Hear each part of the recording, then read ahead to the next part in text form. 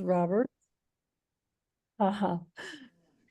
My name is Judith Roberts, and I will be your host tonight. I welcome you to our midweek Oasis Wednesday night service. As you will be able to experience tonight, our Wednesday night Oasis is a place where we come together as a community to be spiritually refreshed between Sundays. Most Wednesday night services build upon the theme of the previous Sunday, sharing in a satsang style, expressing science of mind principles and practices with the intention that these gatherings be informal, intimate, and interactive. Our annual theme for 2024 is A Grand Rising. Our monthly theme for July is Practice Makes Perfect. Imperfect, sorry. Yeah, it's a kind of a non sequitur there, a tongue twister. Practice makes imperfect.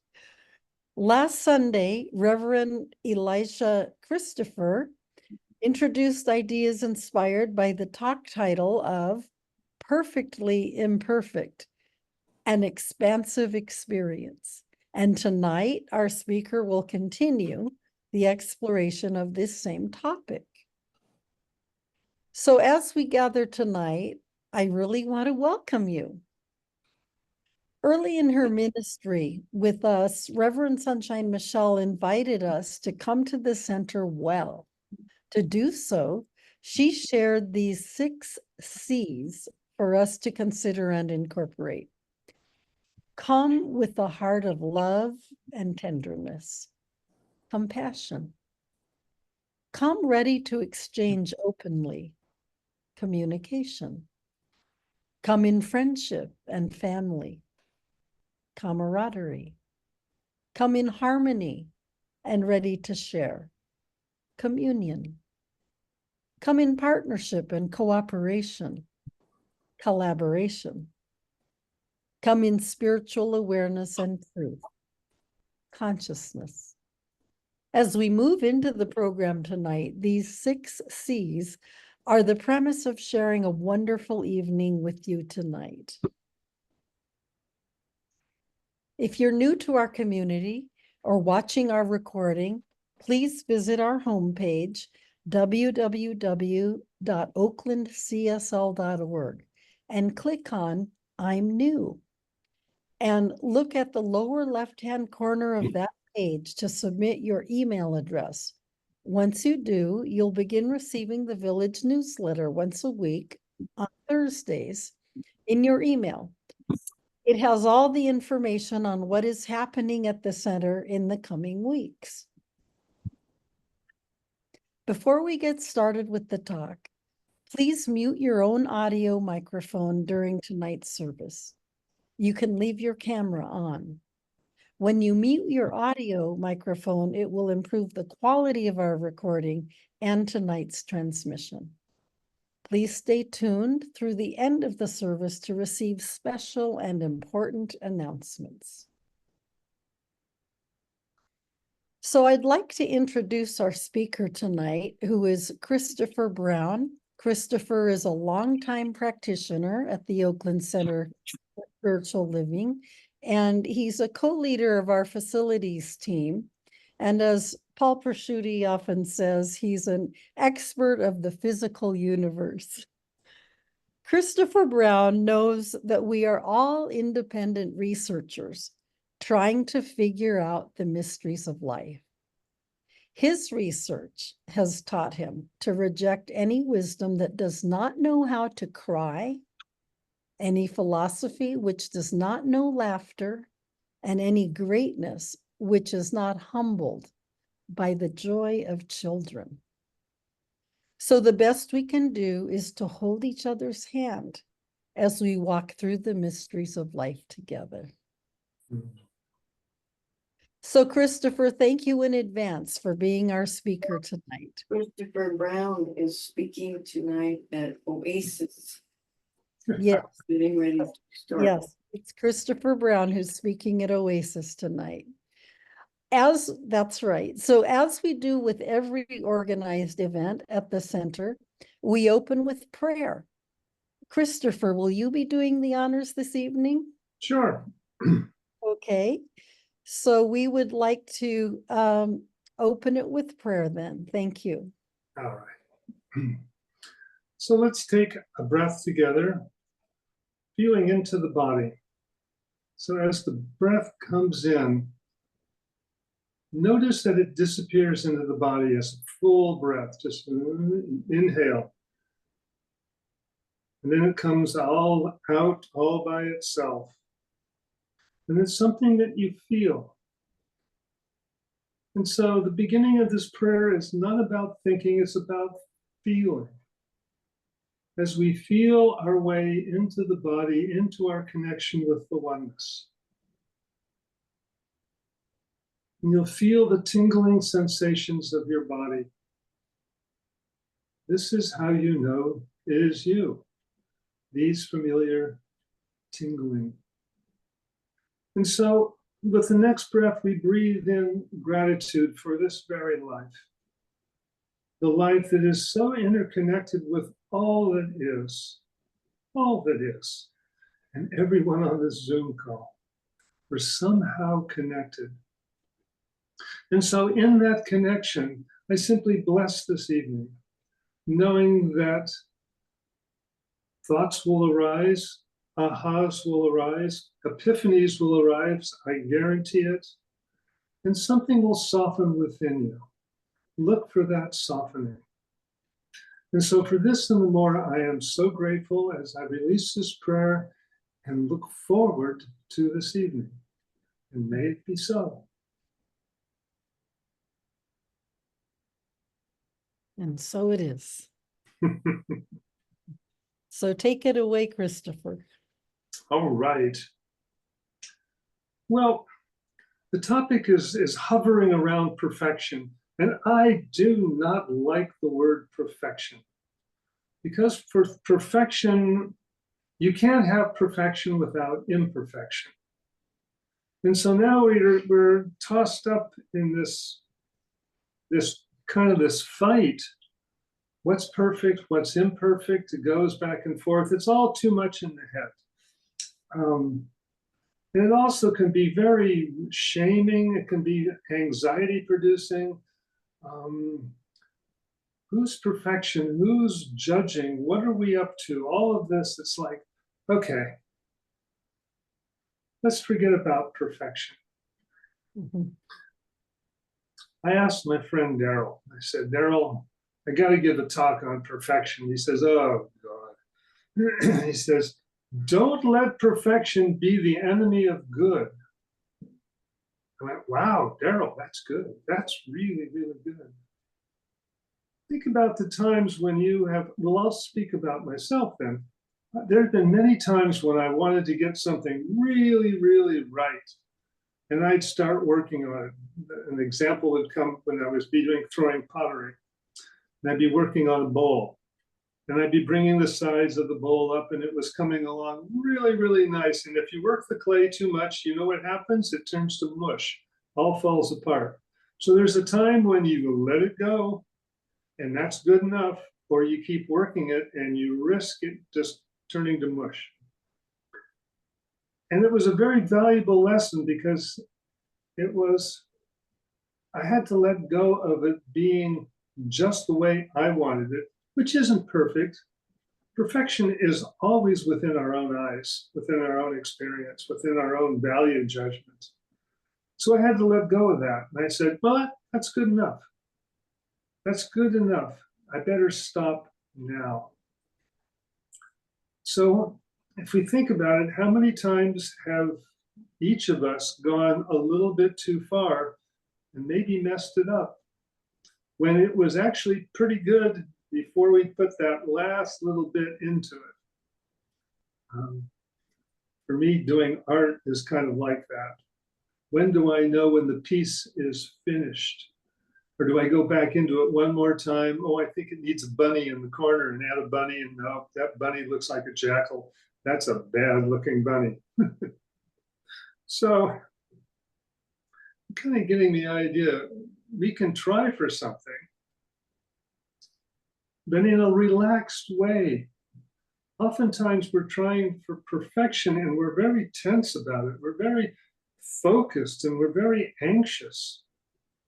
Now, I don't know about you, but when I become anxious, my body thinks I'm in danger. And that's something as a takeaway for this evening. Whenever I'm in anxiety or anxious, the body thinks that's danger. It goes into a fight, flight, maybe not heavy duty, but it does release a little bit of the not so good hormones and peptides. So, what if we were to kind of ramp it down a little bit? Not seeking perfection. What if we were to seek okay? Because it seems like perfection is only a fleeting moment. Been watching the Tour de France with Susan, and we've been watching Tadej Pogacar win the Tour and watched him all the way through. And he did some beautiful, beautiful cycling. Was it perfect? I don't know. Forget perfect. Did he win? Yeah, he won. He won 2 years, or actually 2 years ago, he had also won. And so for the last 2 years, Jonas Vingegaard had been winning the last 2 races. Was he perfect? I don't know if he was perfect or not, but he won. So you can see that it trades. When are we perfect and for how long did it last? There's always somebody coming up who's a little bit stronger, a little bit younger, a little bit whatever, knocks you off your throne or knocks you off what you consider to be your perfection. There's something in the Indian tradition, Navajo tradition. There was this rodeo, really good rodeo Indian star, really excellent. And he had won the big buckle 3 years in a row. And they asked him, are you going to go for a 4th year? And he said, no, I'm retiring. It's time for someone else to step up. I'm going to give somebody else a chance. I went, wow. Because he was at the top of his game. He could have gone on for many more years. But that was enough. Do we know what is enough? Or is it constantly this hungry ghost of I want or I need more? And I think that wanting and needing more is hardwired within us. That constant, something's not quite right. I think I need to read a spiritual book, or I need to meditate, or I need to do something. I need. As opposed to just being and relaxing into what's alive and present in the moment. Feel into the moment. Because when I am in the hungry ghost mode, I'm in my mind. I'm thinking. I'm not feeling. So that should be a clue for this evening. When you're feeling anxious, chances are it's a thought that created that anxiety, and now that anxiety is stuck in the body and causing ripple effect. So, when do you know it's enough? When do you know it's good enough? See, that's the fun thing. Could it be a little better? It could always be a little better. But when is it just okay? This is good. You know, I'm pleased with this. Let's let it be. Let's put it to bed. If you've ever done concrete work, and you've started working with that concrete, you've got it smooth and level, and then you start the troweling. And you can trowel it for hours and hours. Does it get any better? Well, the first troweling, it gets about 95%. Second troweling, it gets about 97%. And from that on, third trowel, fourth trowel, it doesn't get any better. So a good finisher knows when to stop. And just to let it be, let it set. And when you ask yourself, what is perfect? Just ask yourself, what's perfect? Is a snowflake perfect? Is a cat perfect? Is a tree or a cloud perfect? Who decides?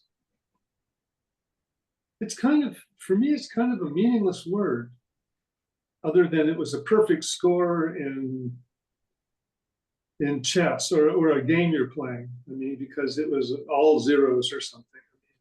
And that was the goal. But I mean, if we take a look at physical things in life, what is perfect? What's imperfect? It all falls apart. The concept falls apart. And I think it's important to notice that, really important to notice that, so you can sort of take yourself off the hook of this continuous self-improvement. Now, I know as a little kid, I'll just tell the story of a little kid. It's kind of, anyway, you'll see. As a little kid, we're taught, you know, you need to go to school and you need to try hard because you need to get all that education so you can get to the right college, so you can get to the right college, then you can get the right job, and then you can get the right career. And so you start out and you go to first grade and you're really working, and you graduate into junior high, and now you're in high school and you're working really hard. And boy, I can't wait to make it to college. And boy, you make it into college, and wow, that's really a feat. Are you any happier? Have you arrived? Or are we constantly trying to improve? Improve upon what? And so it keeps going, and you graduate from college and you don't feel any different really. So you go to graduate school and you get a couple more degrees. And then you're out of graduate, and then what do I do with my life? I don't really want to go into any of these fields, but you do. And so you might find yourself selling insurance in a cubicle somewhere, working your way with this degree up the ladder in the company. You get married, you have some kids. Where's the happiness? Where's the joy? It was promised, but it was an unfulfilled promise. This is the hungry ghost, where we're looking to the future for something satisfying. We're looking for the meal, and all we're offered is the menu. Here, read this menu. The meal's coming. Just wait a few more years. Or wait till you're dead and you're incarnated. That'll be when it's really going to happen. Or you're going to be in the astral plane, and that's when it's really going to happen. No, let's wind it back. Here we are on this Zoom call together. We've arrived at our greatest yet to be in this moment. This is it. This is the greatest you're ever going to actually be, is this right now. Not tomorrow. Tomorrow will be whatever it is. But we're not in tomorrow. That's just a concept. It's a mental thing. So feel the body right now. Just feeling the body. This very moment. In Zen, they would call this very alive moment is the Buddha nature, is the divine, is the oneness. This sense of feeling is the doorway into this connection. And when the mind stops thinking, you're left with presence. This alive, awake presence. You can't do anything with it. It's just an isness.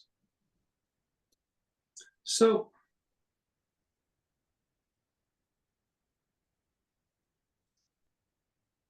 if we forgot all about perfect, if we forgot all about becoming or becoming better, that doesn't mean that you don't practice the guitar because it's something you really enjoy doing. But not in order to get something out of it. It's how do you move forward with joy and with tenderness?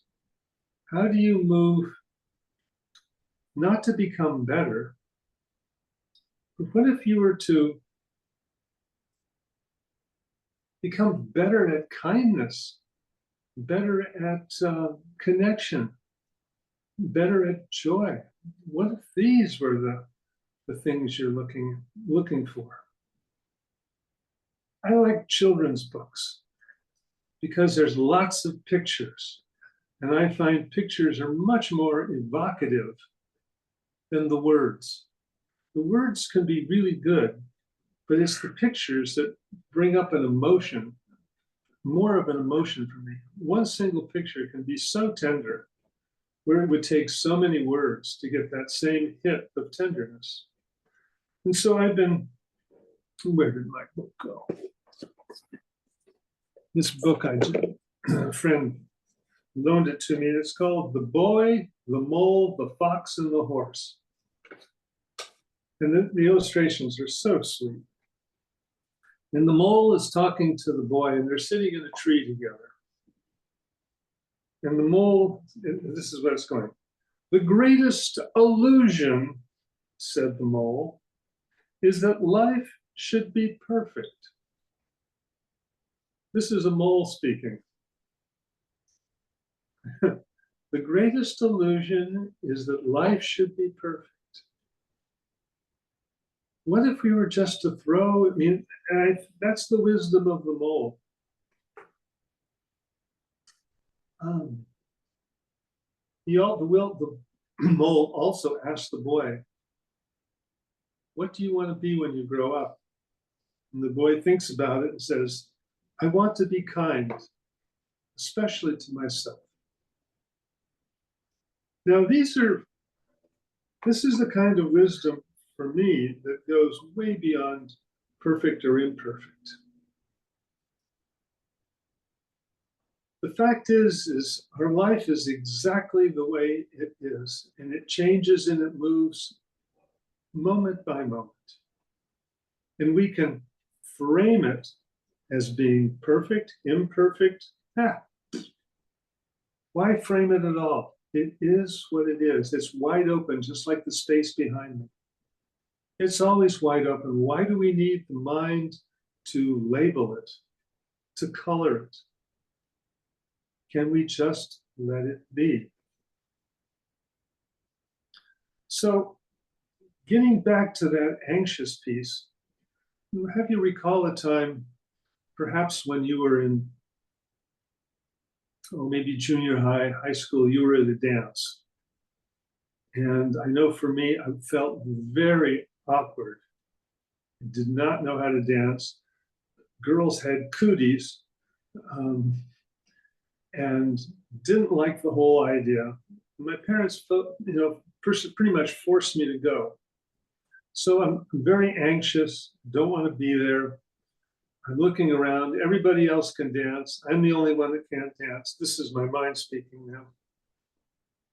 And I don't like it. So if you were to recall a time in your life, maybe you were at a dance and you looked around and compared yourself to other people who were cool and you didn't feel cool. You felt like kind of like the outcast, or like you didn't quite belong. And this is the comparison. This is where the mind starts to compare. And it's, in a way, it brings up our anxiety. And it puts us into a danger zone. And so, recall the time now when you were dancing and you didn't see anybody else in the room because you were just dancing. You were having a great time. Basically, you disappeared and all that was left was dancing. Those are two different ways of being. One is in comparison, one is in being. And you can see that there's quite a difference in that. So we're about ready to break out into an exercise, Peter. I'll give you the cues. Let's set up what the exercise is going to be about.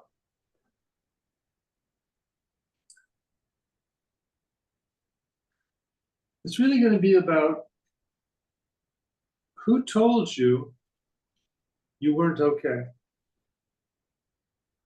Who told you you weren't okay, or that you couldn't dance, or that you couldn't sing, or that you couldn't draw, or that you were deficient in some way? Who told you that you were deficient? Okay, that's the first part. And then who believed you were not okay?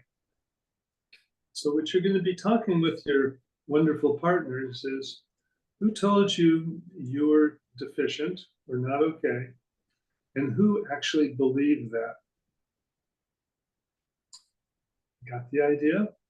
Peter, are you ready to break us out? Already. Well, let's go check it out. Okay, enjoy.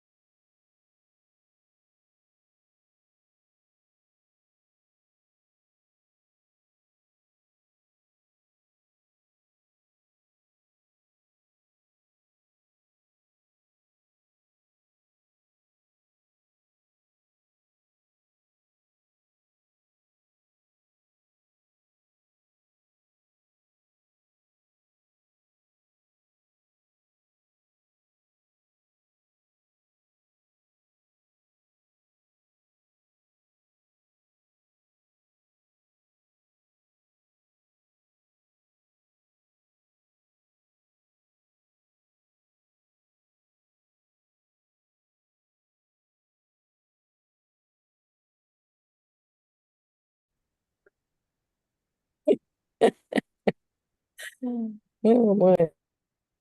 Aha. Okay, so this is the part where you talk and share so we can all hear what happened in your little breakout room there.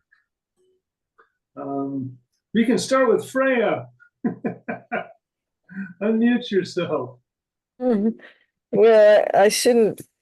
The last thing I said just has me laughing because my well, let's just say somebody, and you can guess who, but somebody last night called me a bimbo.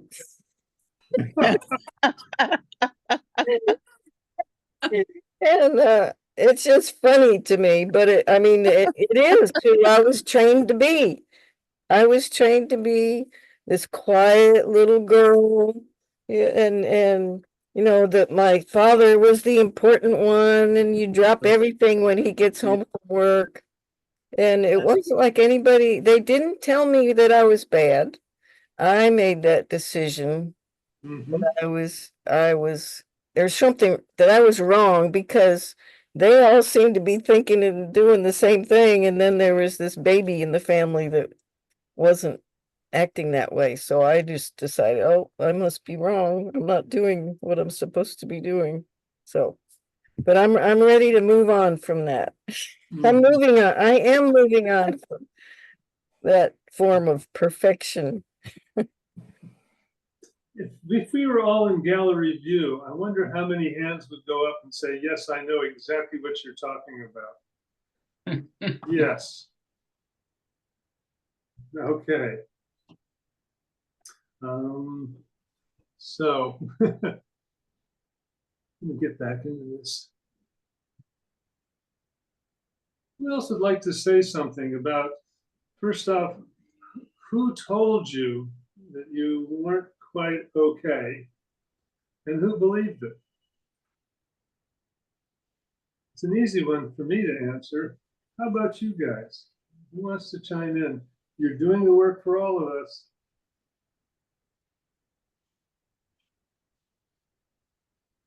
Oh, I get to start calling on people. How about you, Susan?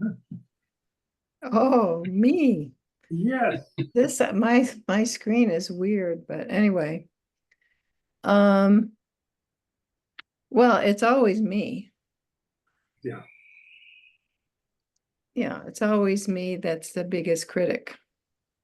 Hmm.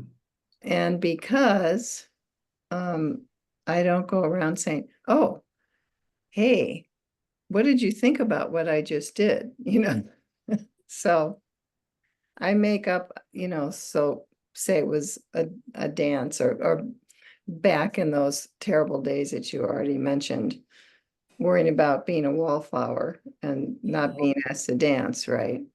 Mhm. And uh, so worried about what other people think. And so the emphasis is out there, and I'm not paying attention to what's really going on within me. And so even if I could do a wonderful dance at home by myself, I couldn't do it there because I was being too critical and worried. So that's one way of you know, not allowing myself to be myself. Thank you so much. Nobody else has that one. No, it's just me. It's just In you. the world. It's just you. Go You ahead, know, the Lula. thing is, Oh, sorry. you go ahead, Peter.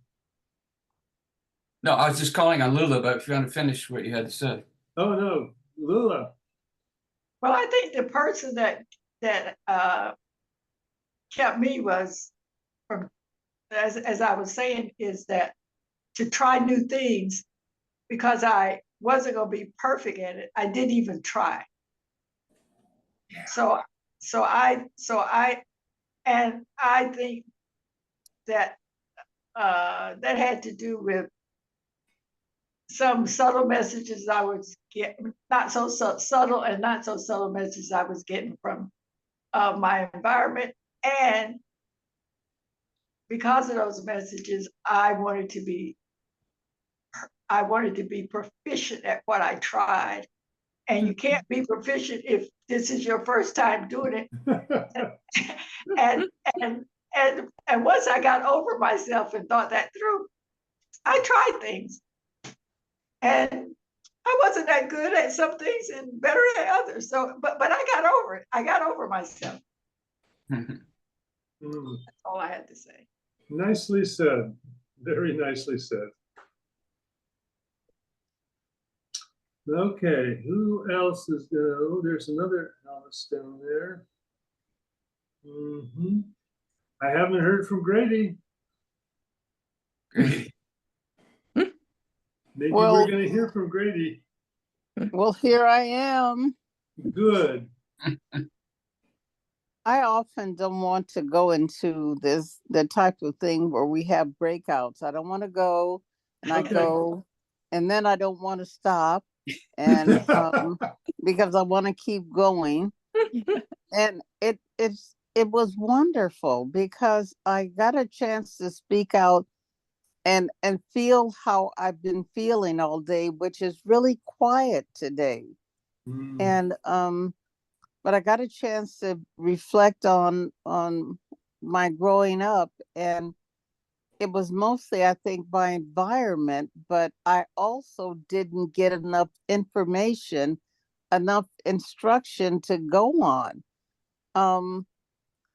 When I had a chance to express myself, it was often disturbing to me because my mother would listen to part of what I had to say, and then she would get up and shoot out of the room. And she was going to confront someone about their behavior. The part that I settled in on was the person who really had an effect on me was my kindergarten teacher. I was coloring or whatever. We had these giant pieces of paper in front of us, and all of a sudden she snatched my paper, balled it up, and stuffed it down the back of my shirt, my dress. And so I always had a feeling that creatively I was insufficient because of just that one incident. Mhm. Anyway, these things come up, and I know that it's supposed to be a situation where we can heal. I didn't know the situation going on when I was growing up, the situation with schools and integration and so forth, and segregation and so forth. So I didn't have a context, and I didn't really frame it around anything as I was growing up and so forth. Anyway, I'm grateful for this midweek and for this session because it allows me to be in the situation and do something around it in terms of healing, which I wouldn't ordinarily do because I wouldn't be in a situation where I would want to look at it and feel it and deal with it. So anyway, I'm grateful, and so I thank you. Well, thank you. Thanks for speaking up too. Very, There's this aspect of play. Oh, Judith. Okay, well, you hear one person and then it triggers yeah. something and Freya and I both felt like or I do anyway, feel like a lot of the messages I got about insufficiency were from the environment, from the culture, from the race thought. And I just wanted to share something that just popped into my mind that reflects this, because it was unconscious. I was unconscious about it. And that was that my dad bought it. He was a pilot at some part of his career, and he bought an airplane after he retired, and he took me up flying, and he was starting to teach me to fly. And I got completely filled with anxiety. I kind of froze. And I said, Dad, I don't think I'm smart enough to learn to fly. And he said, not smart enough. What are you talking about? And he knew from learning to fly that it's a step-by-step process, just like anything else you learn. And you just learn, and then you improve, and then you improve. But when I thought about it later, I thought there weren't any women pilots anywhere. And so I internalized that without realizing it, that the reason there weren't women pilots was that they weren't smart enough. And so then I took it on as my own. Yeah. So who believed it? I believed it. I believed it. And it was it might have been out there in the race consciousness. There also weren't women doctors, growing up. So I just made a story about why that was, and then applied it to myself. Boy, you and everybody else. Yeah. Yeah. Wow. So I'm complete. I'm complete. Oh, good. I think we have Alice. Alice. Hi, everybody. So for me, I had a really strict father. He was really kind of way over the top. He was an officer in the military and he was just really hard on us. And I never felt like I could get it right. And he wasn't always like that. I mean, he could be a lot of fun, but when he was mad, oh my God, it was like well, he just treated us like we were his troops, you know. He was in the military. We were like the soldiers. And so I always felt that I couldn't do things very well, or I just felt like I was always going to get in trouble, about to get in trouble. And what I learned from that is I learned to sort of appease other people. And I've spent a lot of money in therapy working on that one. Mm-hmm. So, but ultimately I believed that that's what he thought about me, that, you know, that I wasn't good enough and that I could never get it right. But that wasn't true at all. I was just a kid and he was just strict. And so, but those things, they have a way of, until you can get some conscious awareness about it. For me, it just led me around by my nose for many, many years, where I was just always trying to please people. And I didn't know what I wanted until I started going to therapy and started to do spiritual work, and then found science of mind. And so, but it's interesting. It's because I believed it. That's the problem. I believed it. So Yes. it's good to talk about these things because they can get so deeply ingrained. And even though I have done a lot of work on it, when I'm stressed out, I can go to that place. Yep. So, but we're here to learn. So there you go. Yeah. See, when you get stressed out, the body thinks you're in danger. It just goes right to that danger mode. And logically, we can say, well, I'm not in danger, but the body doesn't know that. And so it takes quite a bit to bring us back. And it's also very, very helpful is when you hear other people's stories and you realize, wow, I'm not the only one. We have all gone through this. We've all bought a story that isn't true. It's not who we are. It's a thought. Do we have any evidence that that thought is still true today? I know it's ingrained. It's a big record groove. You know, it's a default mode. And I think one of the best ways of getting out of that default mode is to play, is to actually return to the scene of the crime back when we were kids, in a way, and rewrite another groove by playing, because kids really don't get that you're watching that much. I mean, they're in their own world. They're enjoying themselves. They're in the moment. They're, what's next? Let's do this. Oh, I wonder what we can do with this frog. Oh boy. And off we go. Or we can dam up this creek, or we can play with some dolls, have a tea party. So play is so important, because play is so immediate and it's so, in a way, easy, and there is no perfect or imperfect play. It's play. There's no purpose other than to enjoy. And maybe that's what we're missing in the whole spiritual realm too, is we taking all of this way too seriously. Maybe it's just to dance and to play with it, to question, to tickle it. Who knows? Who knows? And who's the authority? I am looking at 10 authorities right before me on the screen. We're all authorities, all trying to figure it out. But we're figuring it out your way, not Christopher's way or Reverend Sunshine's way or anybody's way. It's your way. There's never been anything like it before. No two snowflakes are alike. No person on the screen has even close in terms of experiences and knowledge and expertise in so many different fields.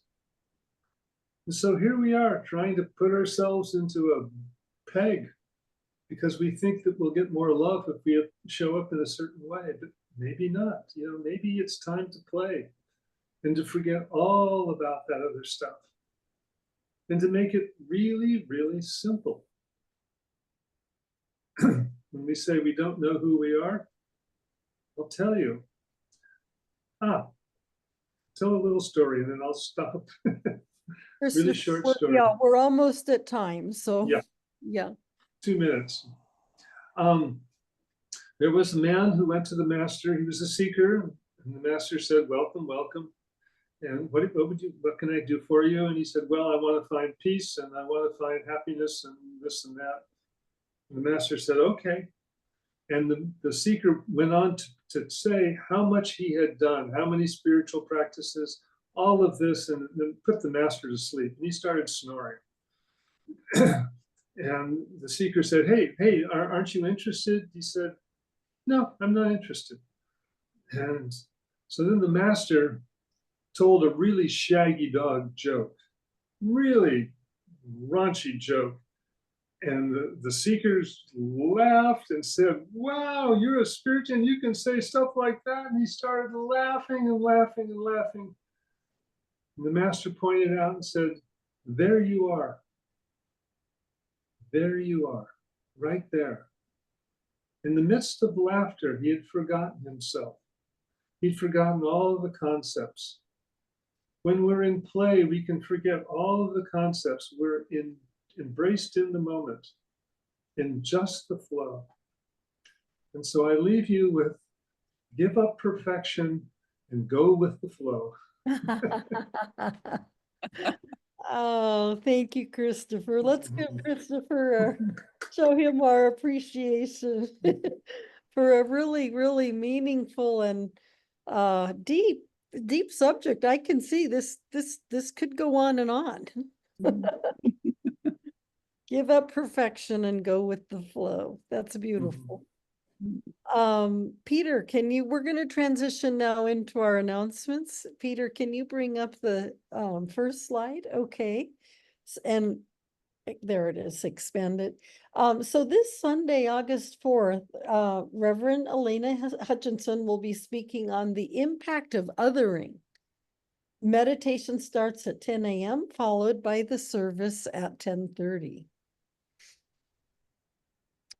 And next Wednesday, I will be following up on that talk with the same topic, the impact of othering. And like tonight, again, 6:30 meditation and 7 p.m. service. Hope to see you there.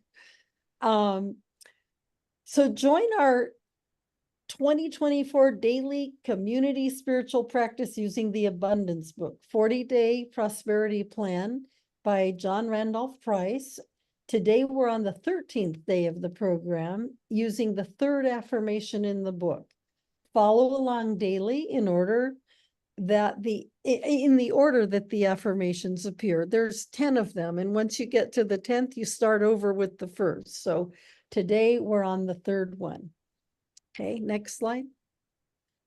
Our nonprofit partner for August is Women's Daytime Drop-In Center. The Women's Daytime Drop-In Center, WDDC, provides a safe space, warm meals, counseling, and support to identify housing to any homeless woman and her children during the day when shelters are closed. WDDC serves an average of 400 women and children each month. Many of WDDC's daily activities, including cooking 2 warm meals a day for families, are performed by volunteers. Visit www.womensdropin.org for more information.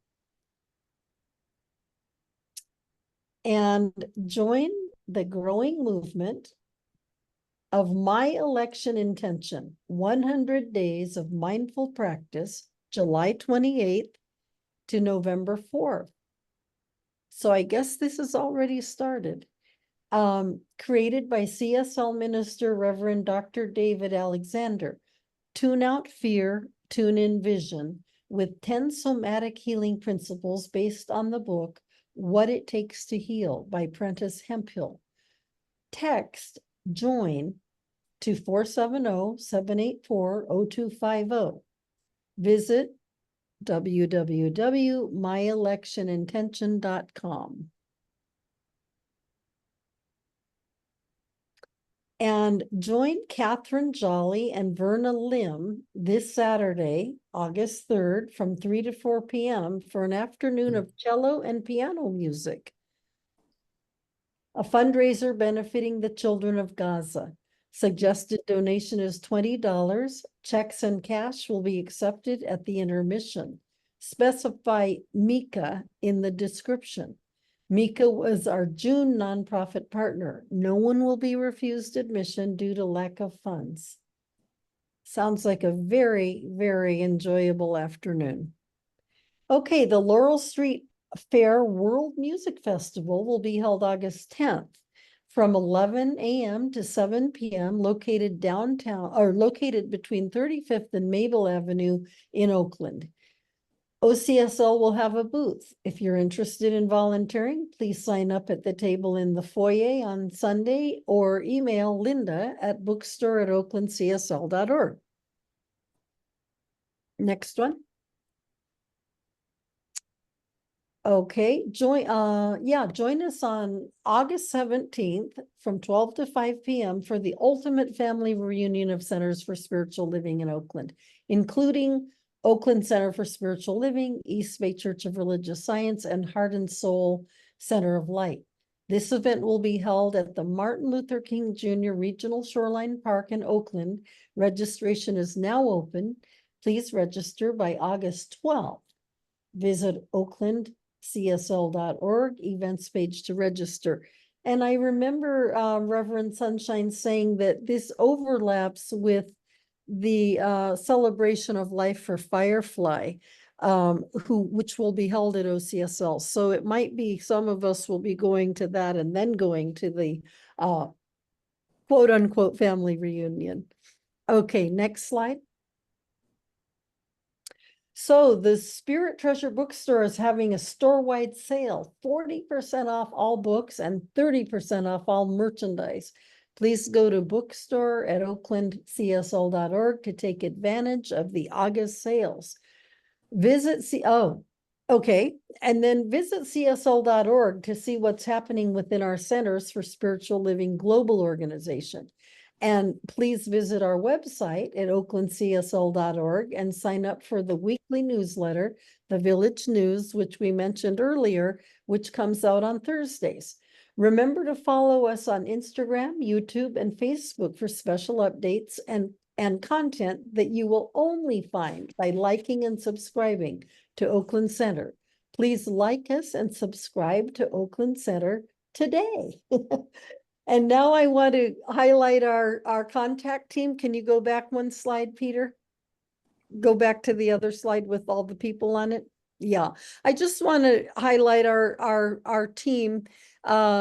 These are kind of our stakeholders at OCSL. Reverend Sunshine Michelle, our senior minister, Beth Van Arkel, our board president, Susan Brecker, our facility usage coordinator, Steve Carter, operations coordinator, and our newly appointed Alice Knudsen for Ministry of Prayer coordinator, Dow Becker for bookkeeping, and Paul Perchuti facilities. These are all people who are just key to our center running well and smoothly. So I want to give a shout out to them and thank them all. Okay, so we are going to transition now into our joyous giving time. Please say with me, you can mute yourself, but please say with me and just take this in and feel it, because this is, it's just a truth. Divine love as me blesses and multiplies this offering. It blesses all that I am, all that I give, and all that I circulate. Thank you, love, as me, and so it is. And so we accept and welcome any offerings you choose to give. If you'd like to donate, you can go to our website at oaklandcsl.org and click on the donate tile in the upper right-hand corner, and that will take you to all of these different ways you can donate. You can donate by Zelle, by text, by this QR code, by putting money in the offering basket during a service in person, and you can also mail in a donation. So all is welcome. We have a lot of expenses, and we have a wonderful program and a program every Sunday, every Wednesday, and lots of events. So all is welcome, and thank you very much. Thank you in advance for any offering you choose to give. And now I would like to thank and honor all of our team that put on these Wednesday night programs. Tonight, Christopher offered our meditation, and our opening prayer was, who did our opening? Christopher did, no, I'm sorry. Susan did our meditation. Christopher did our opening prayer. And of course, I want to thank again Christopher Brown for a beautiful and thoughtful and deep conversation. It was a thought-provoking conversation, and one that I think could, as we said earlier, could go on and on. Very, very, very enjoyable. I also want to honor and acknowledge Reverend Dr. Sunshine Michelle Coleman, our senior minister, who wasn't with us tonight, but certainly is, she's in the background all the time with our Oasis. She's often in the front, speaking on Sundays, but she's running our center and doing it in a very masterful way. And she's finding her way as a new minister, a senior minister here, and just want to give a shout out to her and thank her. And I want to thank Peter, who is our lead for our program tonight, and also ran our PowerPoint and did our admitting, and Alice Herndon, who did our spotlighting, Alice Knutson, who is going to offer our closing prayer and is one of our regular team members. And Paul, who shares the hosting with me every other week, we both host, and Steve Carter, who's in our administration. So now I would like to turn it over to Alice Knudsen for our closing prayer.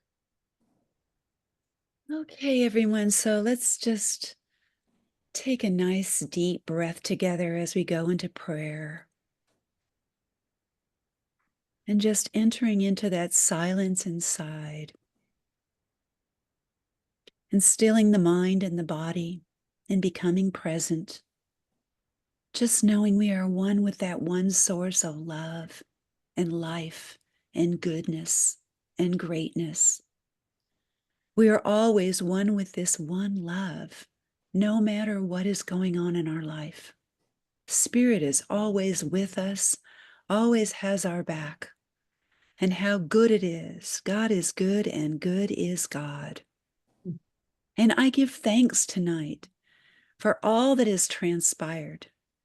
I give thanks to Christopher for his fantastic talk tonight, and all the sharing and the growing, and all the messages that we learned tonight, and all the things that we let go of. Just knowing that we're perfectly imperfect, just as we are. And Spirit loves us just as we are, as individual, unique manifestations of this love and light. And so tonight, as we go home, we take this truth with us. We allow the message that was delivered to touch our hearts and to affect us in profound ways in our lives, in loving ways, in kindness, in sincerity and truth. And so please join me right here and right now as we let go and let God, and together we say, and so it is. And so it is. Amen.